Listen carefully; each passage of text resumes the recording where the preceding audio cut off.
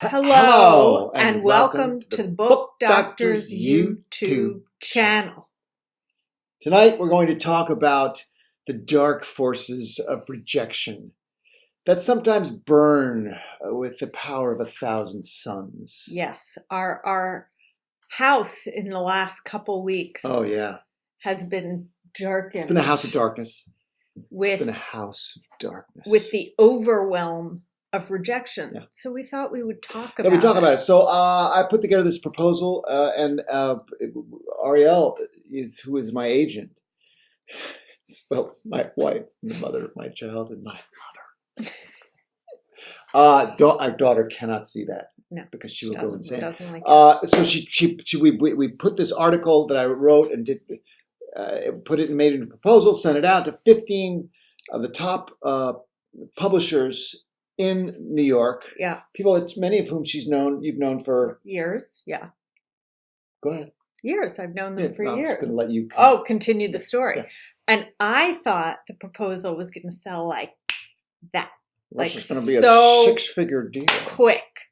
And the first book she sold for me sold in 2 hours. In 2 hours. For 6 figures. So we thought that was what it was going to be. Lightning twice. Despite what we teach everybody on a a daily basis. This is what you think you're special for half a second, and the universe says, you're not special at all. Exactly. So I sent it out, and lots of people said that they were excited to receive it. Then there was silence for some time.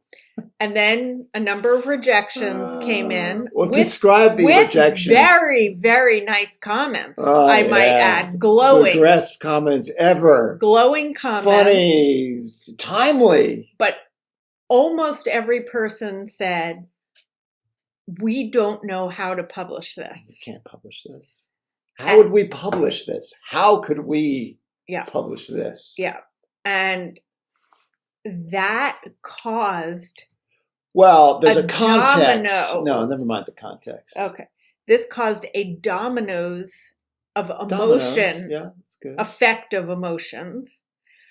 Effective? What is that? Sorry, a dominoes effect. The domino effect. Yes, like communism. Emotions. Yes, like communism. Yes.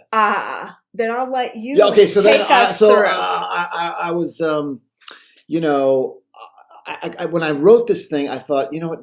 No one's going to buy this book because it's controversial. So it's about race, a hot button topic, and it's a controversial take on race. So just to clarify, it is a book about race, but it's called Confessions of a White Asshole. And white asshole, me, and those are my confessions. So a lot of you might be wondering right now, it's a book about race. What does that mean? And just to clarify, the book itself has a very captivating title, I think. Okay. I think. It's called Confessions of a White Asshole. And it is tracing the history of David's encounters with racism from Alabama in the 60s to Texas in the 70s. To Hollywood in the 90s. I was on The Fresh Prince of Bel-Air. Where David was cast as the white asshole on many black sitcoms. After a while, you do start asking yourself, wait a minute, am I? And it's about the racism that we learn and grow up with, and then examining oneself as an adult to find out how to no longer be racist. To be an anti-racist. So highly recommend Dr. Kendi's book. Oh my God. How to be an anti-racist. And I thought, I wrote this article, and then that was fun, and it was great, and it got read by a lot of people. I thought, okay, I'll put this thing together, but I don't think anybody's going to buy it. And then my agent kept saying, no, how could this not sell? So then I sort of got seduced into thinking, it's going to sell. Expectation I had. And then with each one of these glowing rejections, it was like the stake just kept getting pounded into my heart with one more blow of Thor's hammer. And then I just, one morning, I woke up and I'm like, why am I even doing this? I can't sell a book. I can't write a book that sells. I don't know how to do that anymore. Something I've done 16 times. The world has changed, and I and my place in it and the person I thought I was, I am not. I'm this other person who's much more of a loser and, an idiot.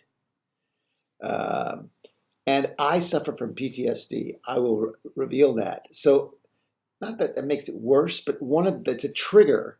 One of the symptoms is you can't imagine a future in which success or happiness will come to you and that God basically hates you. So I've subjected my poor family to just like, you want to do an impression of me walking around the house? Sure. All right. Here is my impression of David walking around the house. Well, basically, this is like a hangdog look. That is hangdog. But anger. Emanating. An angry hangdog. And like stamping around. Feet and everything. And literally the whole world. Talk to David, things are going to get better. No, they're not. No, they're not. I'm quitting. No, it's done. It's over. The whole thing is over. I'm not who I thought I was. I'm a fraud. We heard a lot of that. I'm not who I thought I was. So there was also, it was thrown out that you should leave the book doctoring business since you are such a fraud. How could you be teaching other people despite the fact that you've had 16 books published? And normally, you see, I'm the king of rejection. That's the weird thing. Like it was much easier for me to be rejected when I was 22 than it is now. I used to get rejected. Well, you've never liked rejection. You're just good at being like strong in the face of it. I was a stand-up comedian. I made my living doing that. You get rejected all the time. You have great perseverance. It just would bounce off me like like a hard protective shell. But it's like all the every single ping of those rejections came like a waterfall over you. That is true. So all of this is to say rejection feels horrible. It does. And it can really turn you from a positive person into a very, very doomsday. It's okay. Yeah. It's okay to feel that way. Yes, it is. You're going to feel that way. Yes. And the people who often just push it down or whatever don't end up persevering. No. Typically. No, they end up drunk. Don't push it down. Or on heroin. Don't do either of those things. I mean, no. Yeah. One of the things that I kept saying to David is all these successful authors have had huge rejection. Right. What do we say to people every day? The industry has changed so dramatically. All this consolidation is made for no experimentation whatsoever. Just like with the movies, everyone wants a franchise or some platform that involves a reality television show. You could pitch us a book with the Kardashians and Lego. That's who we're looking at. Right. If we could just get those two together, there's a book. So this is what we say every single day. We say it every day. And yet. So this is a rough time in publishing. It is. And we're just reading this article about how much publishing has changed, where it used to be you'd get a book deal and they'd send you on tour and you'd have big cocktail parties and people would come there and people would buy the book, but that's gone. Yeah. It's done. Yeah, it's done. And if you have the goal of being a full-time writer, that has become almost an impossible task without having other sources of income because of the way that the industry works now. Not impossible, no, certainly but not. Very, very, very difficult. So if you're bumping it up against that, it's not you. No. It really is. It's so beyond the individual. No. And everybody, artists, writers, dancers, everybody artistic. Everybody is experiencing this.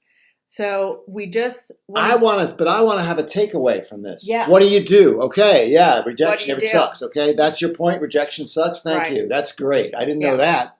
There's a revelation. What do you do? So I went to a therapist. Yes. And this therapist gave me this great thing, 4 R's. So reject no thought. Mm-hmm. So don't push it away. Let it float by you as if it's on a river. Retain no thought. Don't grab onto it. Failure's going by. I'm going to grab onto that and make that my entire existence, and I'll hold it until I grow a cancerous tumor. Don't do that. No. What's the third one? React. React to no thought. Don't feel the rejection go by and go, I'm going to go on a murderous rampage. Or eat. What I need now is to eat all of this ice cream and the cookies, and maybe I'll have some pasta after that. That sounds like a good afternoon. Don't do that. And then return to the true self. I lived in California too long, didn't I? It's like, but okay, I'm going to get to it's all good information. Okay, so, whatever your true self is, whatever you want to be in the world, you return to that. So this morning, I sent out this piece last week, and I sent it out to 10 different places. And today, a magazine, online magazine, sent me a rejection. So I saw the thing go by, and I grabbed it to hold on to it like, these shit's all going on again. More proof. God does hate me. I thought about my R's. I'm like, I'm not just going to let that go. Let it go. I'm not going to react to it. I didn't write an angry email back to them, which I have done. It served you well when you've done that. It always, by the way, that's a good piece of advice. If anyone rejects you on any level, send them back a very angry email with some typos in it. Yeah. Great advice. So, and then I said, well, I returned to the true self. Part of that is like, being nice to yourself. Okay. Right. So I was nice to myself. Yeah. Went and kissed my wife and my agent at the same time. Ooh, how many people can say that? And I was just my load was, I didn't have a load anymore. It was all lightened. Yeah. Boom. I was like, woof, okay. Let it go. On to the next thing. Don't. We've seen Frozen. Anyway, we want to say we feel you. We feel you right here. And if you want to self-express in the comment section, or if you have something private that you want to share, that's fine off too. The record. If you have some techniques you use for getting over rejection, I also use rage. That works a lot for me. I think we have a video on that one. We do. We do actually. Yeah, I think we do. It's the URLs, right? There. Where is it? There it is. There it is. Yeah. All right, everybody. That was therapeutic. Don't say that word, please. I beg you. See you at the bookstore.